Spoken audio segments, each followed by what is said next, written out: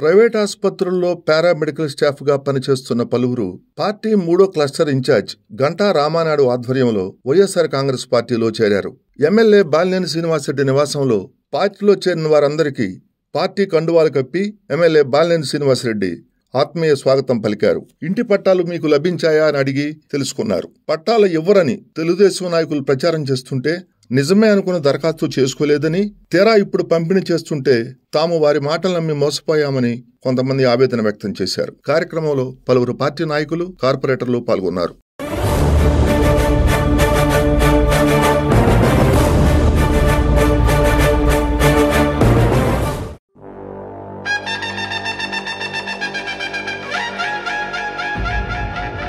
ప్రజల గుండె చప్పుడై పనిచేసే నాయకుడై, జగనన్నకు అడుగు జాడలో నడిచేటి సైనికుడై, అదిగో అదిగో వస్తున్నాడు బాలినేని వాసన్న. చిరునవ్వే ఆయుధమై సమరానికి సాయుధమై, మడమ తిప్పని వీరుడు, రాజకీయ రణధీరుడు, ప్రజల పక్షమై ఉంటాడు, అహర్నిశలు పని చేస్తాడు. రవితేజం రణశౌర్యం బాలినేని వాసన్న, జగనన్నకు సారథిగా మనకేమో వారధిగా.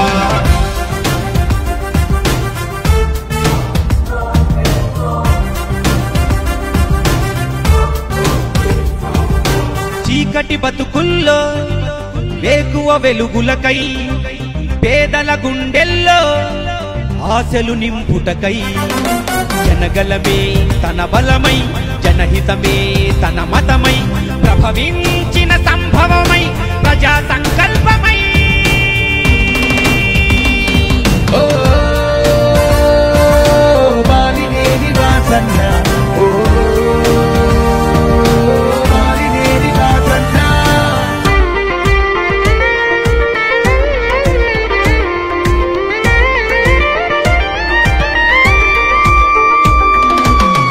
ఒంగోలు ఎన్నికల్లో మన జెండా ఎగురుటకై, నవరత్నం నజరానా అందరికీ చేరుటకై, రాజన్న ప్రభుత్వంలో పనిచేసిన ఉత్తముడు వాసన్న మన హితుడు, మన అందరి ప్రియతముడు.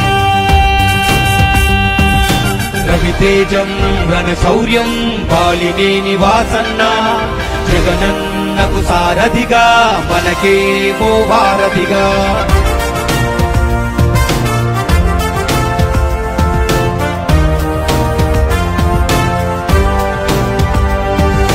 రాక్షస పాలనలో రుధిరం ఆపుటకై, కీచక పర్వంలో కుట్రలు తొలుగుటకై, విలువలను పాటిస్తూ చేయూతనందిస్తూ, ఒంగోలు రక్షకుడై, జగమంత సైనికుడై, మన శక్తి పిడికత్తి వాసన్న మన కీర్తి.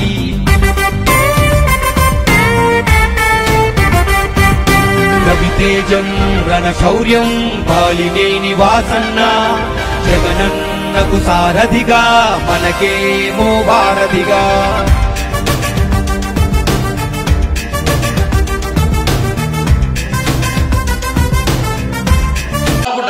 సమానంగా చదువుకొని అతి తక్కువ డబ్బుతోటి, ముఖ్యంగా ప్రైవేట్ హాస్పిటల్స్లో విపరీతంగా మిమ్మల్ని మీ శక్తిని అంతా కూడా వాడుకుంటూ ఉంటుంటారు. ఒక టైం అంటూ ఉండదు, ఎప్పుడు పిలిస్తే అప్పుడు వెళ్తూ ఉండాలి. మీరు అడిగినవి కూడా ఇప్పుడు ఇన్సూరెన్స్ కానీ ఇవన్నీ కూడా అసలు గవర్నమెంట్ చేయాలి. మీ దగ్గర లేబర్ ఆఫీసర్లు ఉంటారు, ప్రతి హాస్పిటల్కి లేబర్ ఆఫీసర్లు ఉంటారు, రిజిస్టర్స్ ఉంటాయి, రిజిస్టర్లో మీ పేర్లు ఎంటర్ చేస్తారు. తర్వాత మీ అందరికి కూడా గవర్నమెంట్ నుంచి రావాలి, కాబట్టి అవన్నీ కూడా ప్రైవేట్ హాస్పిటల్స్ వాళ్ళు మెయింటైన్ చేయరు, అసలు ఎంటర్ చేయరు, మీ పేర్లు ఎంటర్ చేయరు. ఆ లేబర్ ఆఫీస్ తోటి డెఫినెట్గా వాసన గారితో అదేవిధంగా నేను కూడా మాట్లాడతాము. ముఖ్యంగా నేను చెప్పేది ఏంటంటే, మీ అందరికీ తెలుసు జగన్మోహన్ రెడ్డి గారు ఈరోజు ముఖ్యంగా విద్యా వైద్యంలో ఎలాంటి సమూల మార్పులు తీసుకొచ్చారో మీకు అందరూ తెలుసు. దాదాపు 50,000 మందికి ప్రభుత్వ ఉద్యోగాలు ఒక మెడికల్లోనే పెట్టడం జరిగింది. విపరీతంగా రిక్రూట్ చేస్తున్నారు. అసలు మామూలు కరోనా టైంలో అయితే జగన్మోహన్ రెడ్డి గారు ఒక సీఎంగా గారు కానీ లేకపోతే కొన్ని వేల మంది మన ఆంధ్ర రాష్ట్రంలో కరోనాకు బలైపోయి ఉండేవాళ్ళు. అంత బాగా ల్యాబ్ టెక్నీషియన్లు అవ్వచ్చు, పారామెడికల్స్ అవ్వచ్చు, డాక్టర్స్ అవ్వచ్చు, సిబ్బంది అంతా కూడా ఎంతో ఇబ్బంది పడ్డా కూడా విపరీతంగా ప్రజలకి ప్రభుత్వ హాస్పిటల్ మీద అదేవిధంగా ప్రభుత్వం మీద మంచి అభిప్రాయం వచ్చేటట్టు ఏర్పరిచినటువంటి వ్యక్తి జగన్మోహన్ రెడ్డి గారు. ఇంతకు ముందంతా కూడా మీకు అందరికీ తెలుసు, చంద్రబాబు టైంలో అసలు విద్యా వైద్యాన్ని కంప్లీట్గా ప్రైవేట్ పరం చేసేవాడు, ప్రైవేట్ వ్యక్తులకి దారదత్తం చేసేవాళ్ళు, అసలు గవర్నమెంట్ హాస్పిటల్స్ని నిర్వీర్యం చేసి పడేశాడు. కానీ ఈరోజు పరిస్థితి అట్ట కాదు. ఈరోజు అసలు గవర్నమెంట్ హాస్పిటల్ కానీ ప్రభుత్వ స్కూల్ కానీ మీరు చూస్తున్నారు. అసలు స్కూల్స్ అయితే నిజంగా కార్పొరేట్ స్కూల్స్ కూడా చల్లవన్నమాట. ఆ విధంగా ఈరోజు ప్రభుత్వ స్కూల్స్కి బయట బోర్డులు పెడుతున్నారు, నో వేకెన్సీ బోర్డులు. అసలు ఎప్పుడన్నా మీరు చరిత్రలో ఎప్పుడు ఆంధ్రప్రదేశ్ ప్రభుత్వ చరిత్రలో ఎప్పుడన్నా చూసారా మీరు? సంతోషంగా ఉంది. కానీ మీరు అడిగినటువంటి కోరిక అనేది చాలా చిన్నది, అది విడుదల చేసుకోవాలి. అది ఇదేదో ఎలక్షన్ కోసం చేసుకోవడం నాకు కొంచెం నచ్చలేదు. ఎప్పుడో మీరు అడిగితే ఎప్పుడో చేసేవాళ్ళని, అది దాంట్లో మరి ఇప్పుడు సమస్యలు ఇప్పుడు తీసుకొచ్చారు, ఎప్పుడో తీసుకొస్తే ట్రస్ట్ ద్వారా మాకు ఒక ఛానల్ ఇట్లా అని డ్యూటీ తీసుకోవడం వెళ్ళడమే జరిగింది. ఇప్పుడు ఈరోజు ఒక సమావేశంగా మాకు ఇట్లా దొరకడం ఎప్పుడు అడిగితే చేసి ఉండేవాడిని. అయినా కానీ ఇప్పుడు ఆ విషయం అనేది పెద్ద విషయం కాదు. తప్పకుండా మా ట్రస్ట్ ద్వారా మీకు ప్రైవేట్ సంబంధించినటువంటి ఇన్సూరెన్స్ని మేము తప్పకుండా చేస్తామని చెప్పి వారి వాస్తవానికి మీ వల్ల హాస్పిటల్స్ మీరు చాలా కష్టపడతారు. అలాంటిది హాస్పిటల్స్ డాక్టర్స్ చేయాలి న్యాయంగా. ఎందుకంటే మీ వల్ల లాభం పొందుతున్నారు, ఎన్ని చేస్తూ ఉన్నారు. అది మీ బాగోగులు వాళ్ళు చూసుకోవాల్సిన బాధ్యత ఉంది. మరి ఎందుకు చేయలేదంటే నాకు తెలియదు. కానీ మనమైతే నేనైతే డెఫినెట్గా చేస్తానని చెప్పి కూడా ఈ సభకు తెలియజేస్తున్నాను. మనం నాకు కూడా ఒక పెద్ద ఒంగోలులో మా బావగారు డాక్టర్ నడుచుతారు. మేము ఒంగోలు ఒక పెద్ద హాస్పిటల్ కట్టాలని కోరిక ఉంది.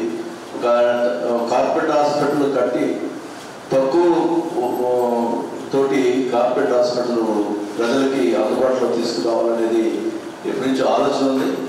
ఆ అవకాశం వస్తే బట్టి తప్పకుండా పెద్ద హాస్పిటల్ కట్టించే కార్యక్రమం కూడా చేసే ప్రయత్నం చేస్తాం. లాస్ట్ టైం సీఎం గారు ఈ హెల్త్ క్లబ్ ఒకటి ఏర్పాటు చేయమని చెప్పారు. దానికి సంబంధించి ఒక అప్లికేషన్స్ వాళ్ళు ఏదో పెట్టుకున్నారు. వాళ్ళంతా చూస్తే స్టార్ట్ సార్ పేరు చెప్పేసి అందరికీ నమస్కారం. ఈరోజు మన ఒంగోలులో ప్రైవేట్ పారామెడికల్ అసోసియేషన్కి సంబంధించి ఒక చిన్న మీటింగ్ గెట్ టుగెదర్ ఆత్మీయ సభ ఒకటి జరిగింది. ఇక్కడ మేమందరం ఇక్కడ జాయిన్ అవ్వడం జరిగింది. ఈరోజు మా ప్రైవేటు ఉద్యోగస్తులకి ఉన్నటువంటి సమస్యల్ని వాటి గురించి ఈరోజు ఇక్కడ బాలినేని శ్రీనివాసరెడ్డి గారితో మాట్లాడడం జరిగింది. మా సమస్యల్ని వాటన్నిటిని చెప్పడం జరిగింది. వాటన్నిటిని కూడా మా పారామెడికల్ సిబ్బందికి అన్నిటినీ నేను చూస్తాను, నేను చేస్తాను అని చెప్పారు. మా సమస్యల్ని ఈ 15 ఏళ్లలో మాకున్నటువంటి సమస్యలను వాటన్నిటినీ కూడా వాటిని ఆయన దగ్గరికి తీసుకొచ్చి మా సమస్యలు ఇవి అని చెప్పి కులంకుశంగా అన్నీ చెప్పాము, వాటన్నిటినీ తీరుస్తాను, మీరు మాకు సపోర్ట్ చేయండి అన్నారు. మేము ఖచ్చితంగా సపోర్ట్ చేస్తామని మేము సార్కి హామీ ఇవ్వడం జరిగింది. మా సమస్యలు ఖచ్చితంగా తీస్తారని సార్ కూడా చెప్పారు. విచ్చేసినటువంటి మా పారామెడికల్ సిబ్బందికి, ప్రైవేట్ ఉద్యోగస్తులకి, గవర్నమెంట్ ఉద్యోగస్తులు చాలామంది కూడా వచ్చారు. వాళ్ళందరికీ కూడా మా తరపు నుంచి ప్రత్యేక ధన్యవాదాలు, కృతజ్ఞతలు తెలియజేసుకుంటున్నాను. ధన్యవాదాలు. Thank you.